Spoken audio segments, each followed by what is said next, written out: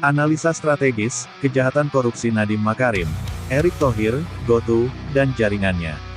Oleh Christovita Wiloto, Chairman Strategik Indonesia. Korupsi, kebodohan, dan keserakahan. Bangsa Indonesia sedang berhadapan dengan babak sejarah paling memalukan dalam dunia pendidikan dan ekonomi digital. Seorang menteri muda bernama Nadiem Makarim, yang dulu dielu-elukan karena mendirikan Gojek, kini menjadi simbol dari kehancuran sistemik, korupsi, kebodohan, dan keserakahan yang dikemas dalam baju modernitas. Yang lebih menyedihkan, kejahatan ini tidak dilakukan sendirian. Ada Erick Thohir, Garibaldi Thohir, Luhut Binsar Panjaitan, dan tentu saja Jokowi sebagai presiden saat itu, yang memberi ruang, kuasa, dan rumor hasil korupsinya dibagi dua dengan Jokowi. Nadiem dan korupsi laptop merah putih. Pada Juni tahun 2025, Kejaksaan Agung memeriksa Nadiem selama 12 jam. Bukan main-main. Ini menyangkut proyek pengadaan laptop senilai triliunan rupiah, yang disebut laptop merah putih, tetapi hasilnya justru memerah wajah bangsa. Ribuan laptop rusak, tidak bisa dipakai, dan diduga markup anggaran sangat tinggi. Anak-anak Indonesia tidak dapat alat pendidikan yang layak, tapi para pejabat tertawa membawa koper berisi uang ke luar negeri. Latar belakang Nadiem, modernitas palsu.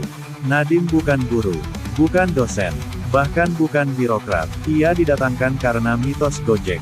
Tapi Gojek sendiri sekarang sedang hancur, dan mergernya dengan Tokopedia menjadi GoTo justru menunjukkan betapa busuknya sistem startup palsu yang dibanggakan itu.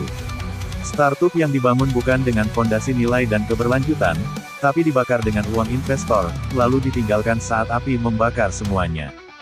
Skandal GoTo, kebohongan kolektif. GoTo, gabungan Gojek dan Tokopedia, kini menjadi simbol kegagalan ekonomi digital. Nilai sahamnya ambruk ke titik Rp50. Sangat rendah. Para pendiri, termasuk Nadiem dan Garibaldi Thohir, Erick Thohir, sudah lama menjual saham mereka dan check out. Tapi perusahaan itu tetap hidup, karena negara dipaksa menyelamatkan dengan dana publik. Salah satunya lewat Telkomsel yang menyuntikkan Rp35 triliun. Ini kejahatan besar. Erick Thohir dan Garibaldi Thohir. Erick Thohir, sebagai Menteri BUMN, terlibat langsung dalam penyelamatan GoTo dengan memakai dana Telkomsel, BUMN milik negara. Tapi, masyarakat jarang tahu bahwa kakak kandung Erick Thohir, Garibaldi Thohir, juga terlibat dalam ekosistem ini. Mereka bukan sekadar pebisnis. Mereka adalah pengambil kebijakan. Ini konflik kepentingan tingkat tinggi yang melukai rasa keadilan publik. Luhut Binsar Panjaitan, Jenderal di